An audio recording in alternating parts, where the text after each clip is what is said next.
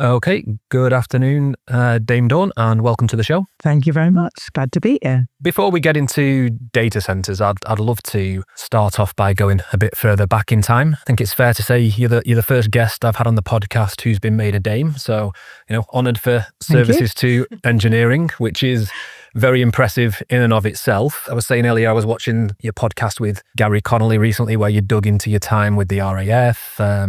You talked about an incredibly varied career on that podcast and touched on your love for horse riding too. So can you maybe help take us on that journey? How did all those things come together to shape, the person and CEO that you've become today? I actually joined the military, the Royal Air Force, straight from school. I was sponsored through university by them and served for 23 years as an engineering officer, so in charge of people and equipment, so largely aircraft. And I did that, say, for 23 years until I got to a point where I felt sort of career ceilinged and as though I was no longer making the progress that I wanted to. So in 2012, I left and moved to a civilian career, which in itself was quite scary.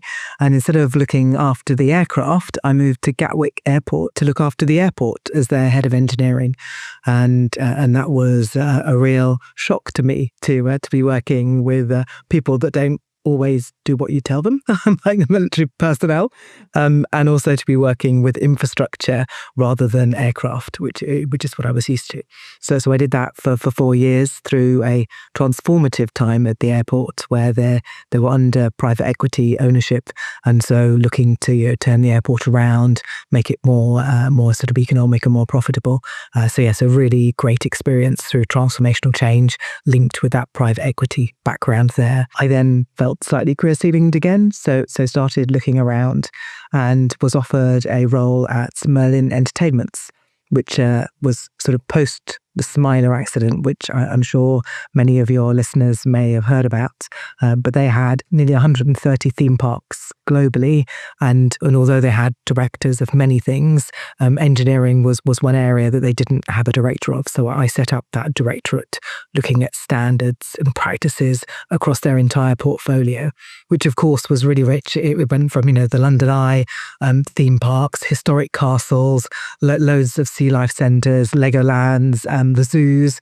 So a bit of everything in there. So really varied and great fun to move into a different type of engineering and also to look at that really global footprint, which I hadn't really looked at before. A few years later, decided to make another move across to National Grid, this time looking at wholly a transformational role as the National Grid operator moved from one regulatory period to the next and was seeking to save a couple of £1 billion while still delivering the same outputs. And that was across both gas and electricity transmission. Following that, I get a call from a data center company and asking if I wanted to be the chief ops officer. And I answered by saying, "What's the data center?" And that was some sort of 4.5 years ago now. So I came, it sounded like a fabulous industry to be in. It was a sort of scale-up company. And the more research I did, the more excited I got about the data center sector and thought that I could make a difference here. And just under 3 years ago, I was then moved up to the CEO role to carry on the significant growth story here at Pure. And this industry does have a quite a strong track record of transitioning former military personnel into the space. I think just the mission critical engineering and mindset gives former military personnel a great grounding to move into this space. Can you maybe talk to me around some of the challenges associated with transitioning from the military to civilian life when it comes to the world of work? One of the most significant things is, of course, that whilst the military needs to be delivered in accordance with the budget, generally, particularly when you're on the operational front, the last thing you're worrying about is how much everything is costing. You're more bothered about providing military effect and doing the thing that needs doing. So moving to a civilian business, yes, of course, you're trying to deliver the impact required, but you're really forensically worried about the commercial positioning and you only move forward if a business case makes sense.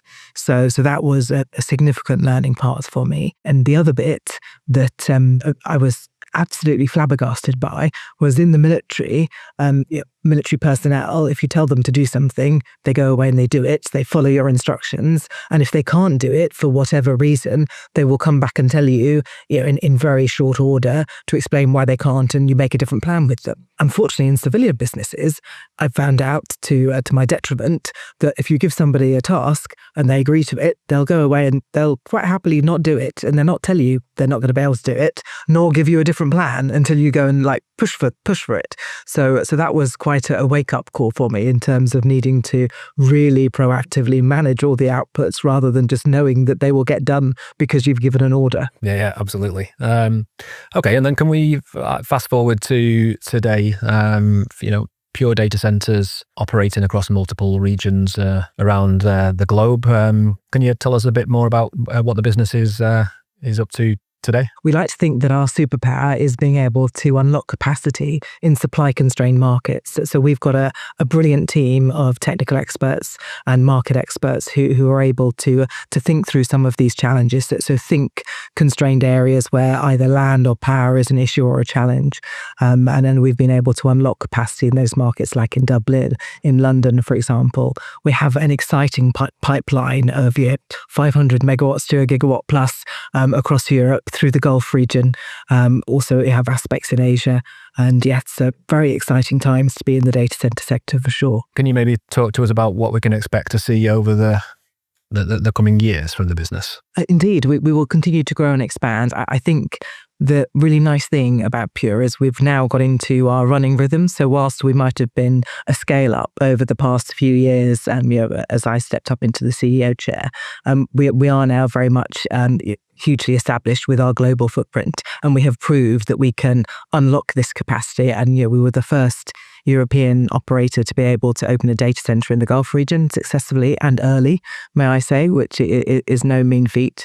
So we've absolutely demonstrated our prowess in terms of project delivery and capability. We've never dropped an SLA on the data center side in our standard data halls. So again, that's something to be very proud of, as we only opened our first data center a handful of years ago. Going forward, we will continue to grow at pace, not only focusing on AI, because clearly that's on everybody's slop chit going forward, but also continuing to unlock and expand on the cloud front, because no matter what happens to AI and how fast that growth is, something is universally true, is that the cloud expansion will still be needed. So we're not going to take our eye off of that ball. As you've talked about, you're operating in very broad geographical markets, some of those very challenging geographies to develop and operate in. With sovereign AI and sovereign cloud strategies emerging around the world and localization of data centers becoming more critical in some regions,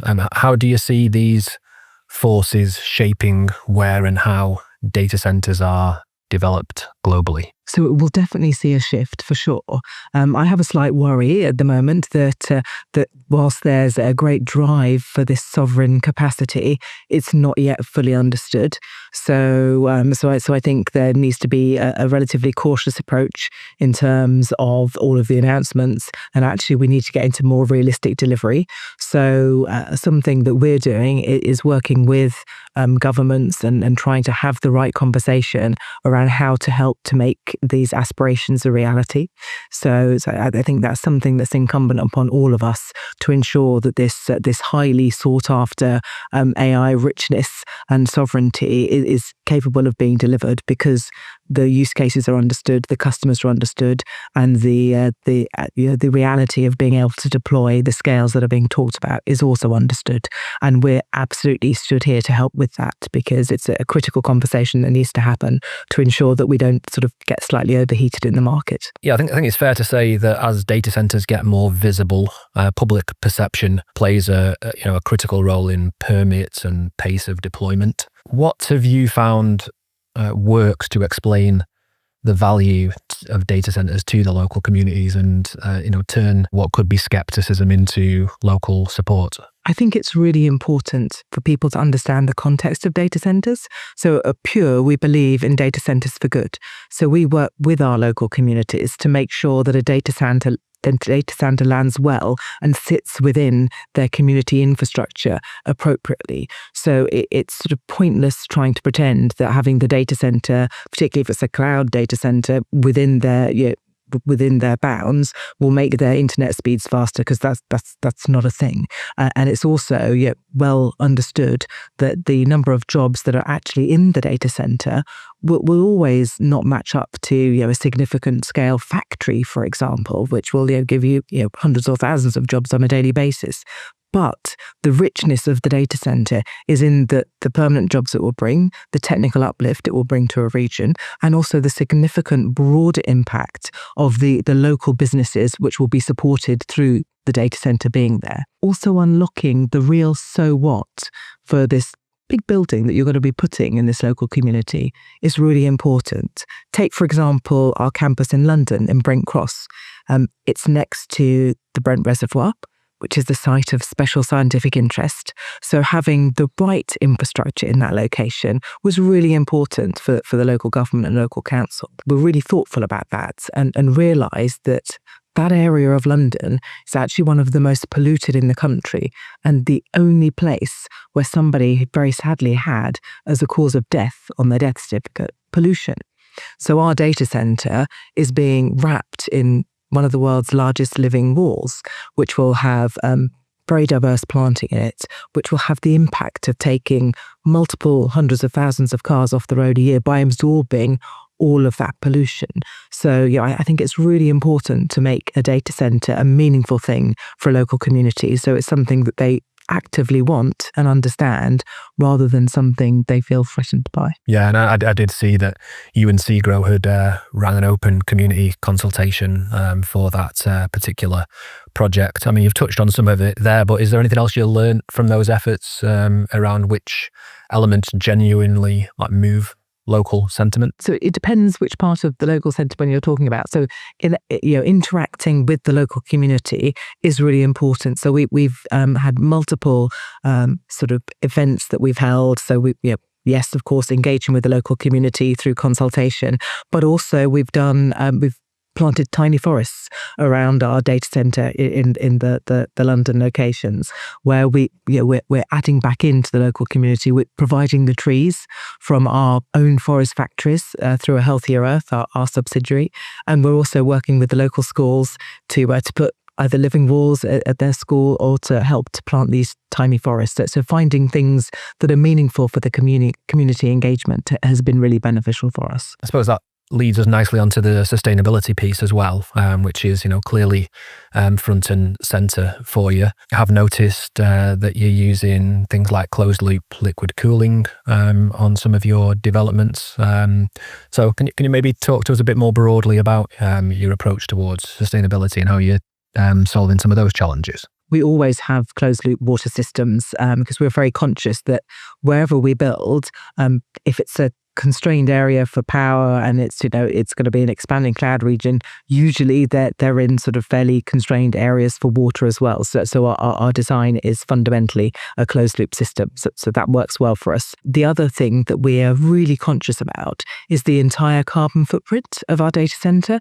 So we did some analysis very early on to think through these challenges. And what we found was there's this small element of carbon intensity that you can't get rid of because you've built a thing. So there's always going to be an element of a carbon footprint.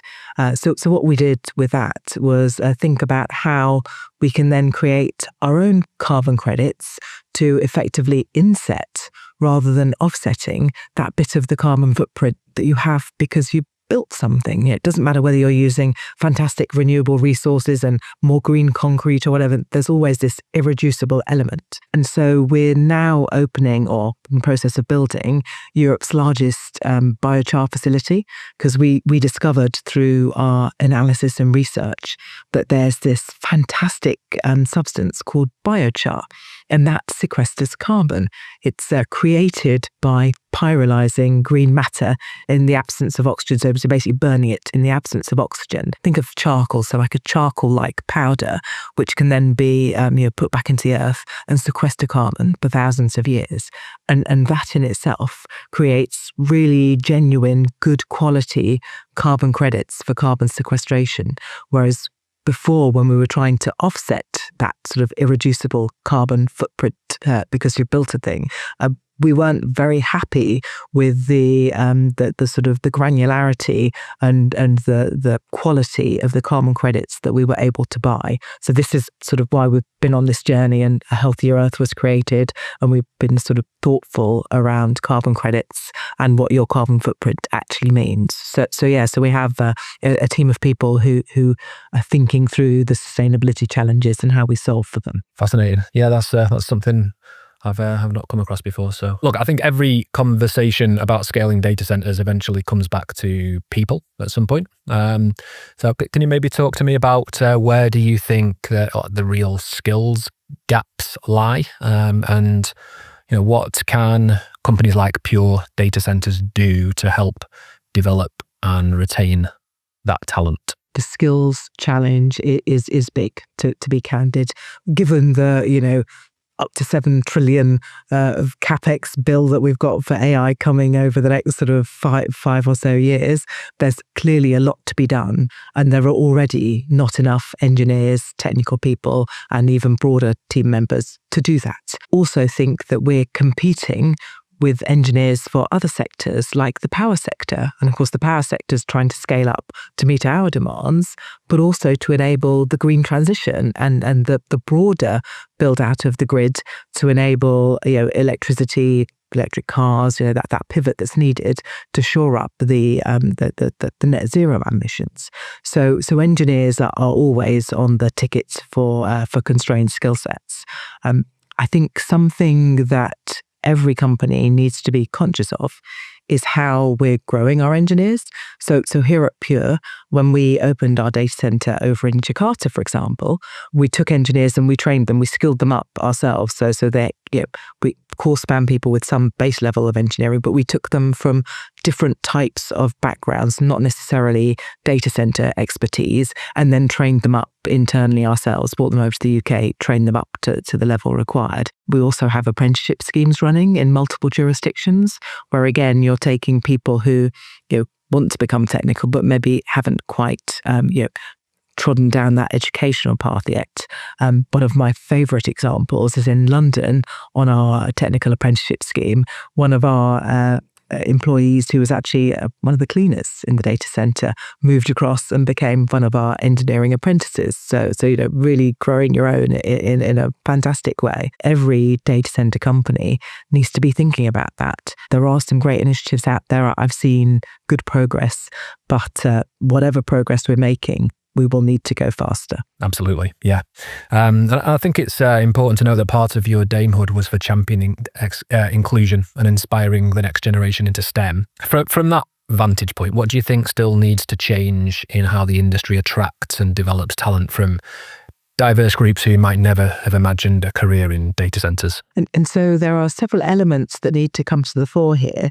The first is, as a sector, even though we've got a lot of work to do, what we need to ensure is that we don't have this rush for talent and not allow us to think about other talent coming in and retraining or helping people to join our sector. I often see job adverts which require a decade's worth of experience in data centers or whatever, because they need you to hit the ground running, and that doesn't give room for people to join our industry and to come and be with us. So I think that needs addressing.